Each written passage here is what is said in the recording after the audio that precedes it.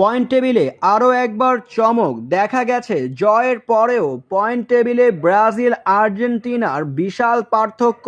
দক্ষিণ আমেরিকার শেষ দুই রাউন্ডের প্রথম ম্যাচে মাঠে নেমেছিল আর্জেন্টিনা ও ব্রাজিল।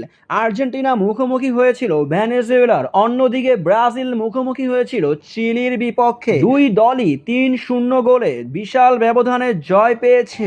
দক্ষিণ আমেরিকা থেকে ইতিমধ্যেই জায়গা নিশ্চিত করে ফেলেছে বিশ্বকাপে ব্রাজিল আর্জেন্টিনা দুই দলই, যেখানে দেখা গিয়েছে পয়েন্ট টেবিলে সবার আগে আছে আর্জেন্টিনা। আর্জেন্টিনা ১৭ ম্যাচে ১২ জয়, ২টি ড্র এবং ৩টি হারে ৩৮ পয়েন্ট নিয়ে প্রথম স্থান দখল করে রেখেছে।